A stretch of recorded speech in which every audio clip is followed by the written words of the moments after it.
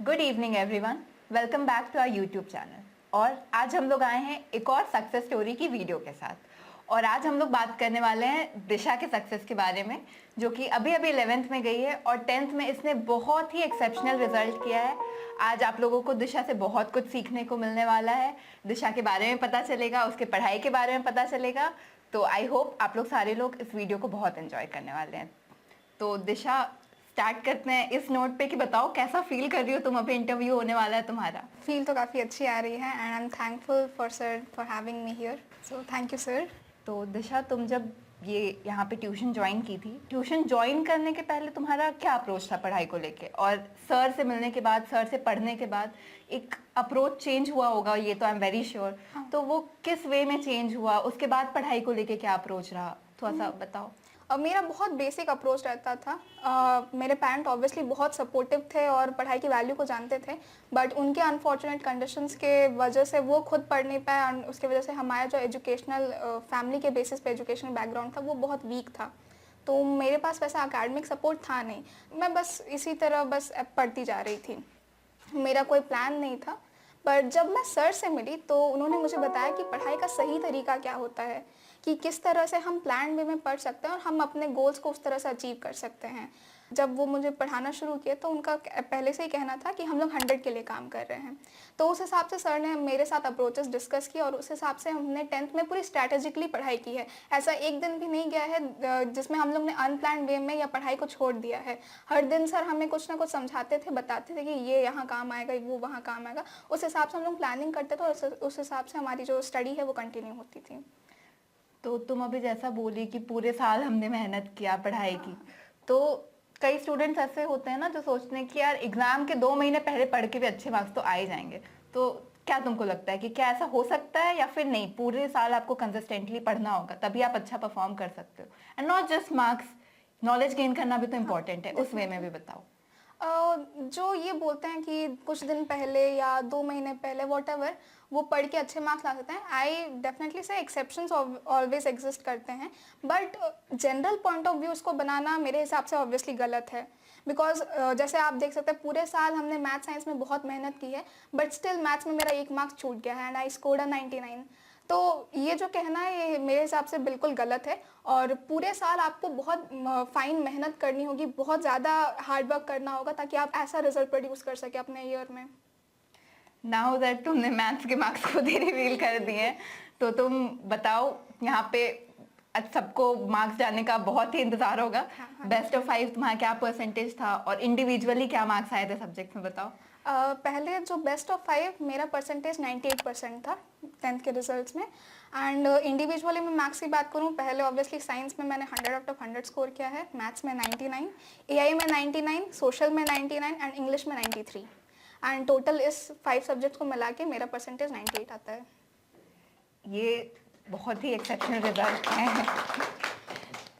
क्योंकि मैं यहाँ की स्टूडेंट हूँ और जो भी स्टूडेंट्स है तो हम लोगों को ये पहले से ही पता है कि तुमने बहुत मेहनत की है इस रिजल्ट के लिए, पूरे साल तुमने मेहनत की है। हमने देखा है कि all through out the year तुम्हारे मार्क्स ऐसे ही अच्छे थे और तुमने बहुत मेहनत की थी। तो ये पूरे साल ऐसा कोई मोमेंट नहीं आया कि तुमको लगा हो कि अब डिस्ट्रैक्शन हो रहा है, पढ़ाई से थक गए हैं, लेकिन फिर भी पढ़ाई की, तो वो कुछ तो ऐसा फील होता होगा ना कभी तो लगा होगा। तो फिर वो एक होता है ना बाउंस बैक करने का मोटिवेशन, वो कहाँ से आया? ऑब्वियसली ऐसे मोमेंट्स हर किसी के साथ होते हैं और ये बहुत नॉर्मल बात है।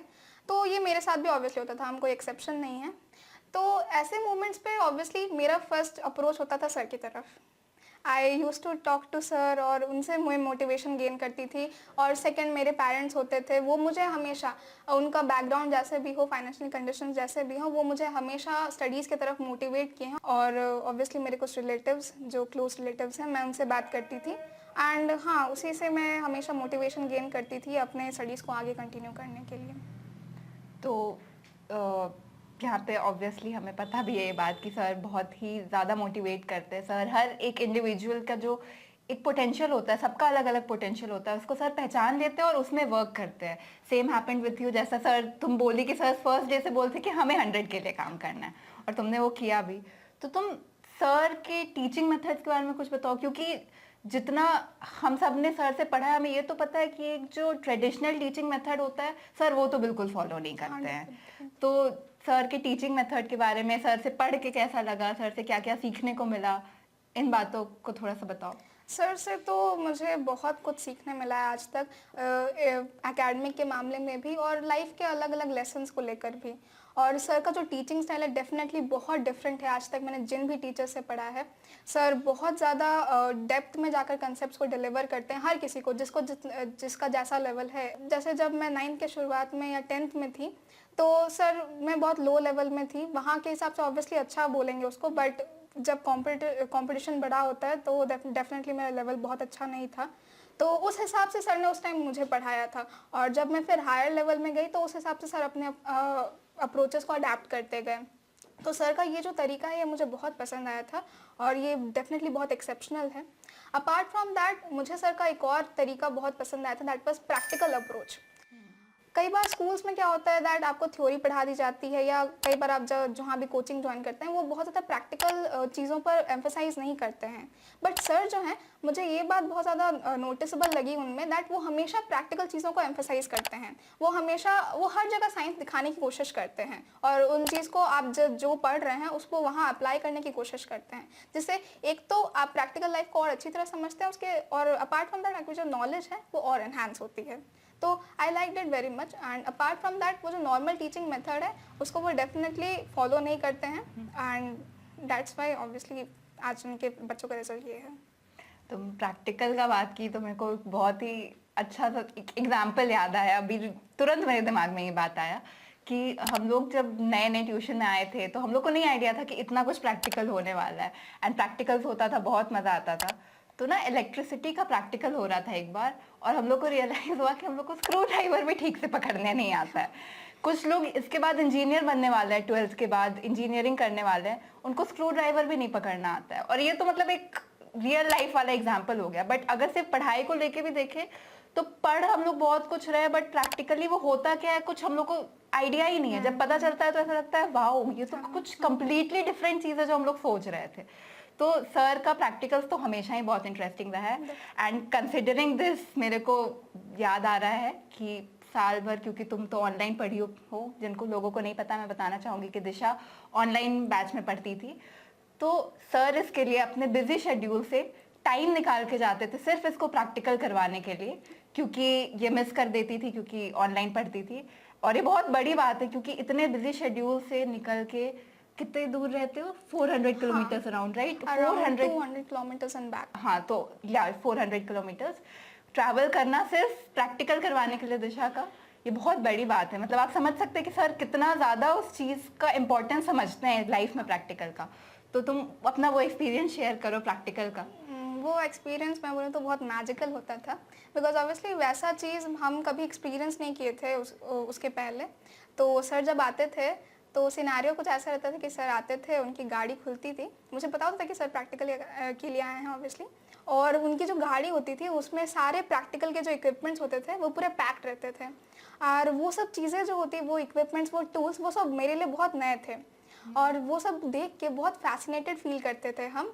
और जब वो उतारते थे सर धीरे धीरे, जब सेटअप होता था कि ये एक्सपेरिमेंट करना है ब्ला ब्ला, तो फिर वो जब सेटअप होता था और फिर सब जब करते थे और बताते थे उसके बारे में, तो वो बहुत ज़्यादा फैसिनेटिंग होता था। और उसका एक की जो पॉइंट रहा है उस प्रैक्टिकल का, उससे ये हुआ है दैट मेरी जो नॉलेज है और उसके अलावा पढ़ाई के टुवर्ड्स जो अट्रैक्शन है वो और ज़्यादा बढ़ गया है। तो ये एक अच्छा फैक्टर है। ये बात प्रैक्टिकल करके सबका जो पढ़ाई की तरफ जो इंक्लिनेशन है वो और बढ़ जाता है और इंटरेस्ट आने लगता है हम लोगों को। एक क्वेश्चन जो कि मैं तुमसे पूछना चाहूँगी, ये मेरा पर्सनल क्वेश्चन भी है कि तुमको 99, 100 ऐसे मार्क्स आए, और ये बहुत बड़ी बात है। मतलब अगर किसी को 90% मार्क्स आ रहे हैं ना तो उसने बहुत मेहनत की है, 95 आ रहे हैं बहुत मेहनत की है। लेकिन अगर 99 या 100 आ रहा है, मतलब ऐसा समझो कि कोई एक छोटा सा इन्फॉर्मेशन भी तुमने पढ़ते वक्त मिस नहीं किया होगा, तब जाके 100 आ सकता है। मतलब अगर आपने 100 वर्ड्स में से 0.5 वर्ड भी छोड़ दिया तो आपका 100 नहीं आ पाएगा, ऐसा है। तो how did you make sure कि तुम इतने अच्छे से पढ़ो कि बिल्कुल एक तो इतने डीपली जाके पढ़ो कि वो नॉलेज भी तुमको हो, और एक कोई छोटा सा भी इंफॉर्मेशन ना छूटे? How did you make sure कि तुम बिल्कुल इस तरीके से पढ़ाई करो? फर्स्टली इसमें मैं यही बोलना चाहूँगी कि आई बिलीव दैट एक अच्छा रिजल्ट करने के लिए जो एक जनरल मेथड होता है उसमें 3 लोगों का कंट्रीब्यूशन होता है mainly, that is the student itself, उनके पेरेंट्स और जो टीचर पढ़ा रहे हैं उनको। अगर ये तीनों अपना अपना जो ड्यूटी है वो अच्छी तरह निभाए तो definitely result, no doubt it is going to be the best. तो उसमें सर जो थे वो अपना लेवल बेस्ट कर रहे थे, मैं अपनी तरफ से अपना जो लेवल है उसको उठाने की पूरी कोशिश कर रही थी, और मेरे जो पेरेंट्स थे वो बहुत सपोर्टिव थे। दो वो अपने पढ़ाई के मामले में अच्छे ना हों, बट वो बच्चे को कैसे हैंडल करना है और पढ़ाई की क्या इंपॉर्टेंस है लाइफ में उसको बहुत अच्छी तरह जानते थे।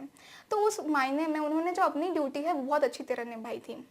उन्होंने मुझे सोशल मीडिया से दूर रखा, मतलब फालतू दोस्तों एक्सेट्रा एक्सेट्रा जो लोग गलत सर्कल बना लेते हैं जिसकी वजह से डिस्ट्रैक्शंस होते हैं, वो सब उन्होंने एलिमिनेट कर दिया मेरी लाइफ से। तो जिस वजह से मैं पूरा फोकस मेरी फैमिली और सर एंड द पढ़ाई पे दे पाती थी, जिसकी वजह से ऑब्वियसली मेरी पढ़ाई के बाद अट्रैक्शन और भी ज़्यादा बढ़ गया।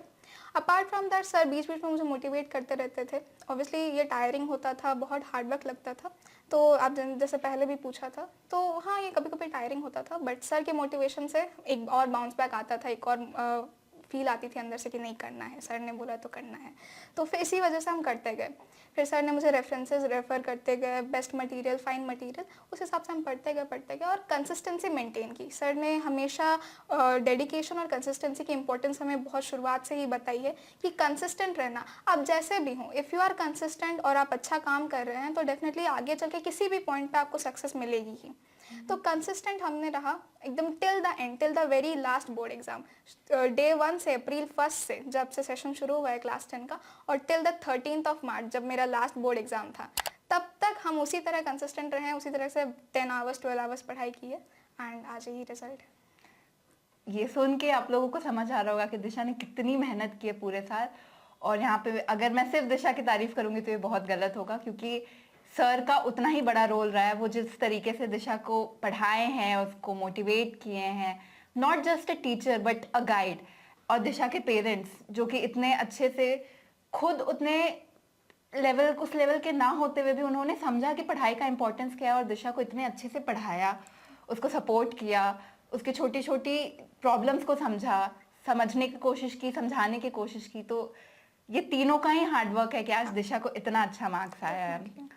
और इससे मेरे को ये तुमसे पूछना है कि जब भी हम लोग ट्यूशन में कुछ भी अच्छा करते हैं तो सर अप्रिशिएट करने में और उसको सेलिब्रेट करने में विश्वास रखते हैं। किसी का छोटा सा भी अचीवमेंट होता है तो सर उसको ज़रूर अप्रिशिएट करते हैं, क्योंकि उससे एक मोटिवेशन मिलता है। कुछ बड़ा हो छोटा हो, हम लोग साथ में कलेक्टिवली ट्यूशन में हर एक का सक्सेस सेलिब्रेट करते हैं। तो ऐसा कोई मोमेंट जो तुमको याद हो कि जब सर तुमको अप्रिशिएट किए और तुमको ऐसा लगा हो कि हाँ मतलब ये एक बहुत अच्छा मोमेंट था मेरी लाइफ का, I did something very good? हाँ, एक ऐसा डेफिनेटली एक मोमेंट था। I forgot it actually before, but अब मुझे याद आ रहा है। तो ये बोर्ड एग्ज़ाम, ये पहला बोर्ड एग्ज़ाम था मेरा, दैट वाज हिंदी। तो उस दिन मैं वापस आई थी और वैसे ही उस दिन बोर्ड एग्ज़ाम बहुत अच्छा गया था and I was very happy. तो ऑब्वियसली पहले सर को बताया। तो उस दिन सर ने मुझे एक क्वेश्चन पूछा था and it was related to linear equations from class 10। उसमें एक क्वेश्चन बोला था, उसमें कुछ पेन पेंसिल्स इंक्लूडेड थे, तो वो आंसर मैंने सही दिया था और सर ने मुझे 20 मंथ या 10 मंथ समथिंग उस एज एन अप्रिसिएशन मुझे ऑफ़र किए थे। तो दैट वाज द अप्रिसिएशन जो मुझे बहुत अच्छा लगा था। वो day I remember till now. वो एक तो बोर्ड एग्ज़ाम बहुत अच्छा गया था, ऊपर से सर भी खुश थे एंड मैंने आंसर भी सही किया था एंड अप्रिसिएशन अलग, तो ऑल कंबाइंड बहुत अच्छा था। तो आई रिमेंबर दैट। तो ऑब्वियसली सर मेरे जो चॉकलेट्स हैं वो तो अभी ड्यू हैं। चलो ठीक है, फिर ऑन कैमरा ही चॉकलेट तुम्हें दे देता हूँ। Sure sir. 2% मेरा आई हैव दिस क्वेश्चन। जरूर।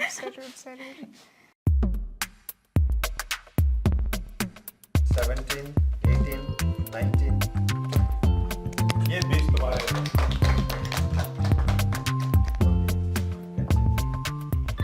कैसा लग रहा है? ये दीदी का actually giving me. I'm thankful to her for reminding me. Thank you so much. But ये तुम्हारा है, तुम ही रखो, ये तुम्हारा गिफ्ट है, ये तुम्हारा अप्रिसिएशन है, तुमने बहुत अच्छा किया था इसलिए मिला है, तो ये तुम डिजर्व करते हो। वो एक बस मजाक था, मेरे लिए नहीं है। कोई बात और अप्रिशिएट का बात हुआ है तो ये बात भी सही है कि सर अगर बहुत अच्छा करने पे अप्रिशिएट करते हैं तो गलती करने पे डांटते भी है। वो बिल्कुल भी बायस नहीं है इस चीज को लेके। कितने भी अच्छे स्टूडेंट हो, अगर गलती की है तो डांट तो पड़ती है। तुमको भी कभी ना कभी पढ़ा होगा, तो ऐसा भी कोई इंसिडेंट अब बताओ जब डांट पड़ा हो। ऐसा तो काफ़ी इंसिडेंट हुआ है एक्चुअली, बट मेरी मेमोरी में एक बहुत सिग्निफिकेंट वन आ रहा है। ये एक्चुअली बोर्ड एग्जाम के बाद की बात है। ये वीडियो शायद सर अभी अपलोड नहीं किए, बट हमने एक 15 डे चैलेंज किया है जिसमें क्लास 11 के एनसीईआरटी हमने मैथ्स एनसीईआरटी 15 डेज में कंप्लीट की है पूरी तरह, with every question, every exercise etcetera. इसमें जब डे 2 हम कर रहे थे, it was relation and function chapter. तो इसमें एक क्वेश्चन मैंने गलत बनाया था, गलत तरीके से बनाया था। तो ये सर बीच बीच में एक्चुअली क्वेश्चंस के पिक्चर्स मांगते हैं, तो उसमें मैंने सेंड किया था और सर सॉ इट, और वो बहुत एक तरह से बहुत गुस्सा हो गए थे उस पर, बहुत नाराज़ हो गए थे कि मैंने ऐसे क्यों बनाया, और उन्होंने उस क्वेश्चन को बहुत अच्छी तरह एक्सप्लेन किया था। तो इस बात पर मुझे बहुत डांट पड़ी थी और सर काफ़ी नाराज़ हो गए थे। फिर मैंने अपनी गलती को सुधारा, इस डांट को एक तरह से उसका मोरल लिया और फिर अपने आप को रेक्टिफाई करके आगे बढ़ा। ये इम्पोर्टेंट है कि इसको डांट पड़ा, बट इसने उसे नेगेटिव में नहीं लिया, उसको पॉजिटिव में लिया, उससे सीखा। और आई एम श्योर अब उस चीज़ को लेके तो कभी डांट नहीं पड़ने वाला है तुमको। डेफिनेटली नहीं। तुमने बताया कि ये 15 डे चैलेंज हो रहा था, थोड़ा सा उसके बारे में बताना चाहोगी? क्योंकि ये मेरे को खुद बहुत फैसिनेटिंग लगा कि 15 डेज में तुमने बताया तुमने पूरा 11th का सिलेबस कवर कर लिया मैथ्स का, राइट? थोड़ा सा एक्चुअली 15 डे चैलेंज एक ऐसा चैलेंज था जिसमें हम लोग 15 डे का टारगेट लेते थे। 15 डेज में हम लोग 14 chapters of class 10th maths NCERT complete करने वाले थे, और जो हमने किया इसमें सर का यही था कि हम लोग उस वक्त बेसिक्स करने वाले थे, और आगे जो मेरा गोल है वो फर्दर आगे आईआईटी एंड हायर स्टडीज़ का है, जिसमें ऑब्वियसली आपको बहुत प्रैक्टिकल और कंसेप्चुअल अप्रोच चाहिए। तो सर पहले बोलते हैं कि पहले बेसिक्स कर लेते हैं, और अब हम लोग फिर हायर कंसेप्चुअल वे में उसको और पढ़ रहे हैं। तो सर का ये मोटिव था कि पहले बेसिक्स कंप्लीट कर लेना, और इसी वजह से हमने ये चैलेंज शुरू किया था। ये तो बहुत ही इंटरेस्टिंग सा एक चैलेंज था, एंड आई एम श्योर कि इसका पढ़ाई पे बहुत ही हेल्प मिला होगा इससे। तो और तुमने मेंशन कर दिया वैसे तो कि तुम्हारा गोल आईआईटी है, तो क्या रिसेंट अभी यही गोल है, और जो भी है तुम उसके लिए क्या कर रही हो फिलहाल? हाँ, फिलहाल तो मेरा जो रीसेंट या वेरी रीसेंट शॉर्ट टर्म जिसको बोलेंगे, आगे आने वाले 2 या 3 साल में वो आईआईटी क्रैक करना है। और इसके लिए मैं अभी ऑब्वियसली सर से मैथ्स और फिज़िक्स के बारे में पढ़ रही हूँ। तो मैथ्स हम लोग ने बेसिक्स कंप्लीट कर लिया है, और उसके एडवांस वे में अभी हम उसको पढ़ रहे हैं, और अभी हम लोग का गोल है फिज़िक्स को ही वैसे कंप्लीट करना, एंड देन फिर उसके एडवांस में जाना। फुल तैयारी चल रही है आईआईटी की, मतलब बेसिकली डेफिनेटली उसको हल्के में नहीं ले सकते हैं। And I hope and I really wish, मेरे को ऐसा उम्मीद भी है कि तुम्हारा आईआईटी बिल्कुल निकलेगा, तुम बहुत मेहनत करती हो। अब इस वीडियो को एंड करने से पहले दिशा, तुम कुछ मैसेज देना चाहोगी जो भी तुम्हारे जूनियर्स यहाँ बैठे हुए हैं, जो भी लोग फ़ोन पे वीडियो देख रहे हैं उनके लिए? मैसेज मैं ये देना चाहूँगी दैट अगर आप अपने गोल को अचीव करना चाहते हैं, एक अच्छा रिजल्ट प्रोड्यूस करना चाहते हैं, तो पहली बात कुछ फैक्टर्स उसके लिए रिस्पॉन्सिबल हैं। फर्स्टली दैट आप कहाँ हैं, आप कहाँ तक गोल करना चाहते हैं। सेकेंडली आप अपने आप को कितना कंट्रोल कर सकते हैं। इन सबको मिला के ही आपका रिजल्ट जो है वो डिसाइड होता है, आपकी जो स्ट्रैटेजी है उस रिजल्ट तक पहुँचने की वो डिसाइड होती है। इसके अलावा मैं एक सोल सजेशन देना चाहूँगी सारे जूनियर्स को कि please stay away from social media अगर आप अपना रिजल्ट अच्छा चाहते हैं। अब बैड सर्कल्स ऑफ फ्रेंड्स से दूर रहिए, सोशल मीडिया से दूर रहिए, या किसी भी आलतू फालतू की जो डिस्ट्रैक्शंस होती हैं उससे दूर रहिए। अपना हेल्थ के अपार्ट फ्रॉम योर हेल्थ अपना पूरा फोकस अपने स्टडीज़ को दीजिए, एंड डेफिनेटली आप अपना रिजल्ट अचीव कर सकते हैं।